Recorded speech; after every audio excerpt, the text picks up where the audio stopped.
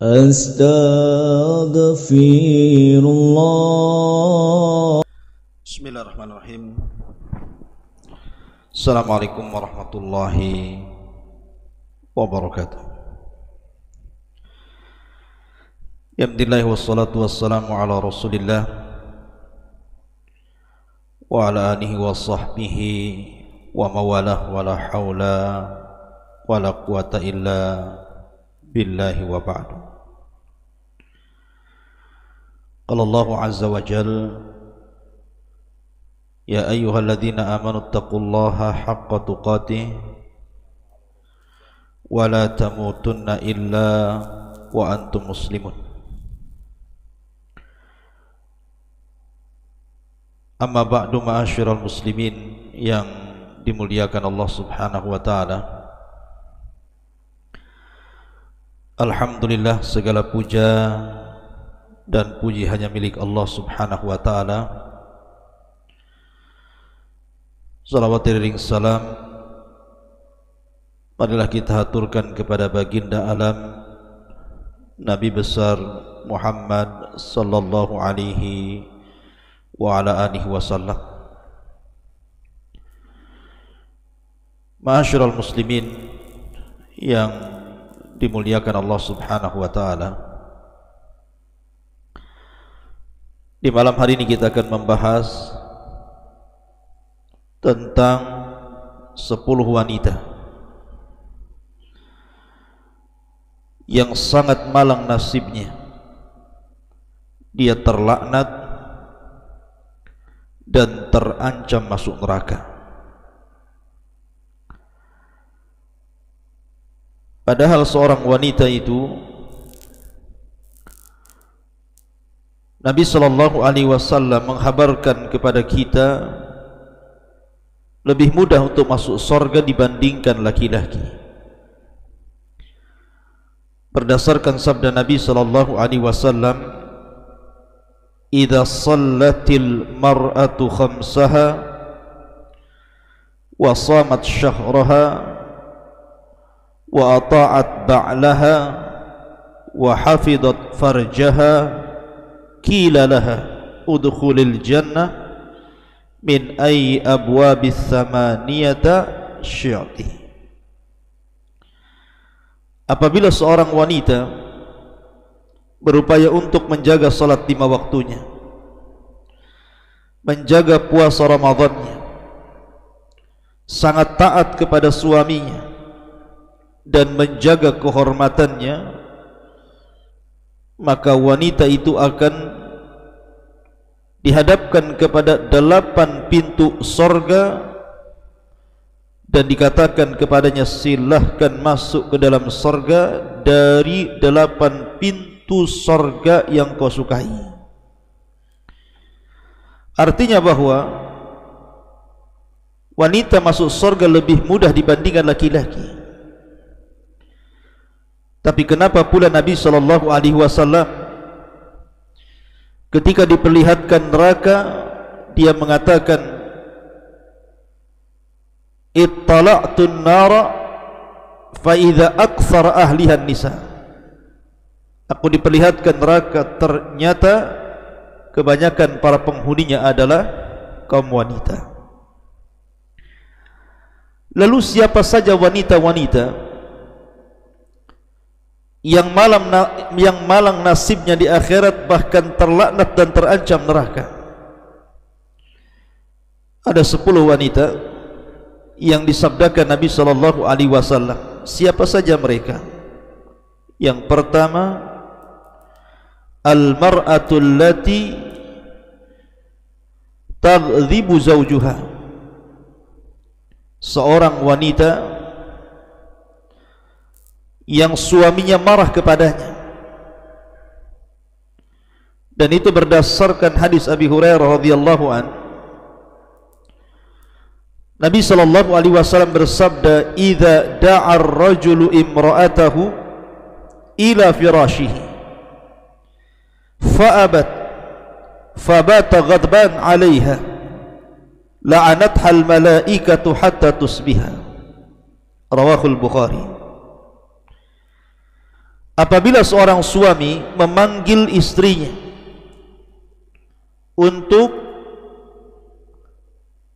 berhubungan suami istri, tiba-tiba kemudian wanita itu atau si istri itu menolak ajakan suaminya,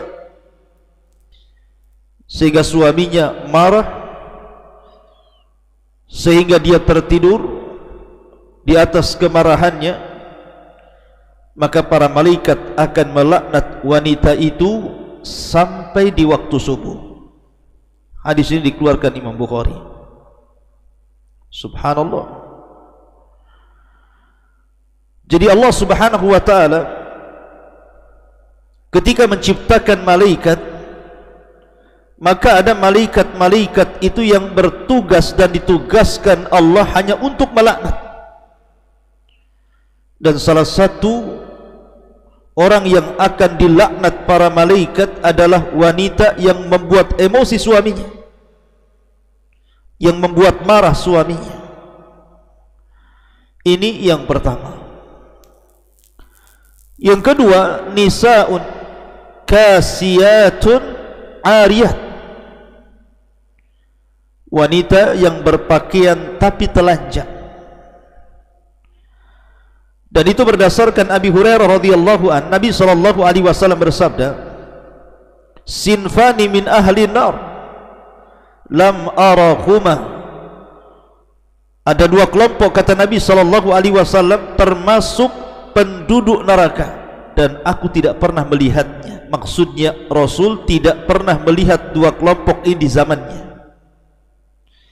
Salah satunya Nabi SAW menyebutkan kelompok ini wanisaun kasiyatun ariyatun mumilatun mailatun ru'usuhunna ka'asnimatil bukhtil mailati la yadkhulnal jannah wa la yajidna rihaha wa inna rihaha la tujadu min masirati kadza wa kadza. Rawahu Muslim. Seorang wanita yang berpakaian tapi telanjang, maknanya dia berpakaian tapi telanjang. Boleh jadi karena mungkin pakaiannya tidak sempurna, hanya mengandalkan kepada gaya dan mode, mengikuti gaya-gaya barat ataupun gaya-gaya orang-orang fasik, atau mungkin pakaiannya kurang tebal sehingga transparan, atau mungkin pakaiannya terlalu ketat sehingga membuat lengkukan-lengkukan tubuhnya. Itulah yang disebut nisaun kasiyat ariyat, yang berjalan melenggak-lenggok seperti punuk unta yang sedang bergoyang. Wanita ini tidak akan dimasukkan ke dalam sorga, bahkan tidak akan mendapatkan baunya sorga, padahal baunya sorga bisa tercapai dari jarak sekian ke sekian. Hadis ini dikeluarkan Imam Muslim. Ma'asyiral muslimin yang dimuliakan Allah Azza wa Jalla, di zaman Nabi sallallahu alaihi wasallam atau di zaman jahiliyah, ketika Allah Subhanahu wa taala berfirman wala tabarrujna tabarrujil jahiliyatil ula, janganlah kalian berdandan seperti dandanan jahiliyah. Seperti apa dandanan jahiliyah itu? Ada yang mengatakan bahwa dandanan jahiliyah itu karena mereka ketika memakai kerudung nampak rambut di depannya, kemudian nampak lehernya, kemudian menggunakan anting-anting di kaki ataupun gelang di kaki, sehingga kalau berjalan itu terdengar suaranya. Itulah tabarrujnya jahiliyah. Tapi di zaman sekarang bukan hanya sekedar membuka leher, membuka depan kepala, bahkan semua kepalanya terbuka, bahkan semua badannya terbuka. Na'udzubillah. Artinya wanita-wanita seperti ini lebih jahiliyah dibandingkan jahiliyah. Dan itu hanya ada di zaman sekarang, tidak ada di zaman Nabi atau di zaman jahiliyah sekalipun. Dan wanita seperti ini terancam oleh neraka. Yang ketiga, al-mutasyabbihat minan nisa'i birrijal. Wanita-wanita yang ingin menyerupai laki-laki. Dan itu disebutkan dalam riwayat Bukhari dari Abdullah ibn Abbas radhiyallahu anhuma, Nabi sallallahu alaihi wasallam bersabda, la'anallahu al-mutasyabbihina minar rijal bin nisa wal mutasyabbihati minan nisa'i birrijal. Semoga Allah melaknat laki-laki yang menyerupai perempuan ataupun perempuan yang menyerupai laki-laki. Lihat di zaman sekarang, pakaian wanita itu terkadang persis seperti laki-laki. Biasanya kalau perempuan itu kan identik pakai abaya, tidak ada lengkukan kakinya, betul-betul lurus pakaian dari atas sampai ke bawah. Tapi di zaman sekarang lihat, banyak wanita-wanita yang menggunakan levis, celana jeans, celana ketat, kaos laki-laki, bahkan dipotong rambutnya ala laki-laki, bahkan cara jalannya pun seperti laki-laki, cara bicaranya seperti laki-laki. Maka wanita-wanita seperti ini terlaknat, karena wanita ini punya tabiat kelembutan, rasa malu. Itulah tabiat wanita.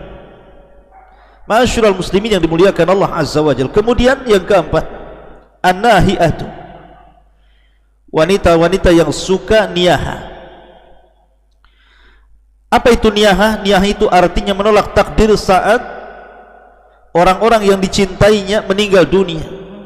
Boleh jadi ayahnya meninggal dunia, suaminya meninggal dunia, anaknya meninggal dunia, kemudian dia pun meraung-raung, mengguling-gulingkan badannya, merobek-robek pakaiannya, kemudian berteriak-teriak, menangis kencang, menolak takdir. Itulah naiyah.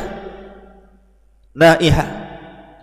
Nabi sallallahu alaihi wasallam bersabda, laisa minna man latamal khudud wa syaqqal juyub wada'a bidakwal jahiliyah, rawahul Bukhari. Bukan termasuk umatku, kata Rasul, orang yang memukul-mukul pipi, merobek-robek pakaian ataupun pesak ataupun berteriak-teriak ala jahiliyah saat ada musibah yang menimpahnya. Maka niyahah itu tidak dibolehkan, haram hukumnya, karena akan mempengaruhi si mayat, karena akan diazab si mayat itu karena niyahahnya atau tangisan ratapannya orang yang hidup. Makanya dahulu ketika Ummu Sulaim meninggal, putranya Abu Talha namanya Abu Umair yang masih kecil, keluarganya menangis. Maka kata Ummu Sulaim mengatakan, keluarlah kalian, kalau kalian tetap menangis, keluar kalian dari rumah ini. Ma'asyiral muslimin yang dimuliakan Allah Azza wa Jalla. Kemudian yang nomor lima, al-mar'atu al-mubalaghatu fil haddad. Seorang wanita yang sangat keras hati, seorang wanita yang susah memaafkan suaminya, seorang wanita yang kasar, seorang wanita yang justru dia ingin memegang tampuk kekuasaan rumah tangga, seorang wanita yang egois, seorang wanita yang ingin menang sendiri, seorang wanita yang mengajak bertengkar dengan suaminya. Maka seorang wanita seperti ini juga terancam. Ma'asyiral muslimin yang dimuliakan Allah Azza wa Jalla, bahkan terlaknat. Makanya kenapa Nabi sallallahu alaihi wasallam mengatakan, apabila seorang suami dan istri bertengkar, harusnya seorang wanita tidak harus melihat salah siapa, dirinya atau suaminya, tapi wanita yang salihah dan wanita penghuni surga, dia ambil tangan suaminya dan mengatakan, wahai suamiku, maafkan diriku, aku tidak bisa memejamkan mataku sampai kau memaafkan diriku. Jadilah wanita lembut. Kemudian juga yang nomor 6, al-washimatu wal mustaushimah. Nabi sallallahu alaihi wasallam mengatakan, la'anallahu al-washimah wal mustaushimah. Allah melaknat wanita-wanita yang ditato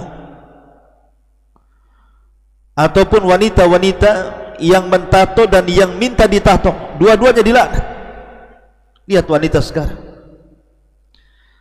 konon katanya tato itu untuk memperindah, mempercantik. Yang ada tato ini memfitnah, bahkan merusak ciptaan Allah subhanahu wa ta'ala. Maka wanita-wanita yang ditato dilaknat, terancam masuk neraka. Kemudian yang nomor 7, al-mar'atu al-musta'tirah, wanita-wanita yang suka mengumbar wewangian ke orang lain.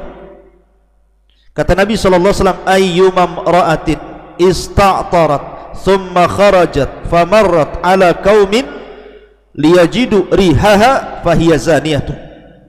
Siapapun wanitanya yang menggunakan wewangian, kemudian dia keluar sengaja ingin memfitnah laki-laki sehingga baunya tercium laki-laki, maka Rasul mengatakan wanita itu seorang pezina. Na'udzubillah. Kemudian yang nomor 8, al-mar'atul lati tatlubu talaqa biduni udhrin syar'i, wanita yang memaksa meminta talak kepada suaminya tanpa ada uzur. Maka Nabi mengatakan, ayyuma imra'atin sa'alat zawjaha talaqa min ghairi ba'sin faharamun 'alaiha raihatul jannah.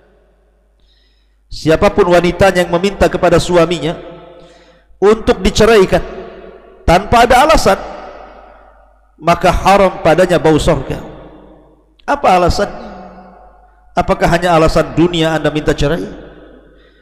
Ketika suami Anda berada di atas dunia, kerja layak, gaji pantas, Anda senang bersamanya. Ketika Allah uji kemudian dengan menganggur dan dia sudah berusaha untuk bekerja tetapi Allah belum beri kesempatan untuk bekerja, tiba-tiba Anda kemudian meminta cerai. Ma'asyiral muslimin yang dimuliakan Allah subhanahu wa ta'ala, atau alasan yang lain yang bukan alasan syar'i.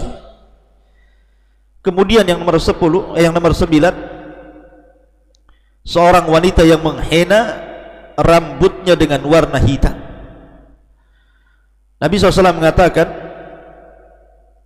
rubahlah uban kalian tetapi jauhi warna hitam. Boleh kita merubah uban-uban yang sudah menumbuh, tapi jauhi warna hitam. Tapi di zaman sekarang, ma'asyiral muslimin yang dimuliakan Allah subhanahu wa ta'ala, lihat wanita-wanita di zaman sekarang, karena ingin tampil muda, dia pun berani melanggar syariat Allah azza wa jalla dan Rasulnya dengan cara mewarnai rambutnya dengan rambut yang hitam. Padahal ini sangat diharamkan dalam Islam. Anda boleh mewarnai dengan warna lain, tapi jangan warna hitam. Kemudian juga yang terakhir, yang nomor 10, wanita-wanita al-muhallalalah, artinya wanita-wanita yang dicerai oleh suaminya talak 3, otomatis tidak bisa kembali kepada suami yang pertama, dia harus menikah lagi. Tetapi ada wanita-wanita yang kemudian berpura-pura menikah dengan orang lain hanya 1 hari 2 hari kemudian cerai, kemudian ingin kembali kepada suami yang pertama. Maka wanita seperti ini terlaknat, tidak boleh. Kalau dia menikah lagi, ya harus betul-betul menikah menjadi seorang istri. Jangan mencari-cari supaya dia diceraikan dan bisa kembali kepada suaminya yang lama, tetapi hiduplah seperti layaknya seorang istri. Sampai boleh jadi Allah takdirkan kemudian bercerai karena sebuah alasan, Anda boleh balik kepada suaminya.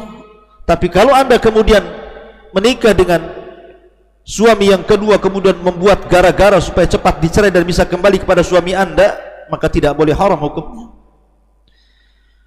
Dan juga ada tambahan, wanita-wanita yang mencukur halis, wanita-wanita yang menyambung rambut, wanita-wanita yang mengikir gigi, dan banyak lagi wanita-wanita yang nasibnya akan malang pada hari kiamat karena terlaknat dan terancam neraka.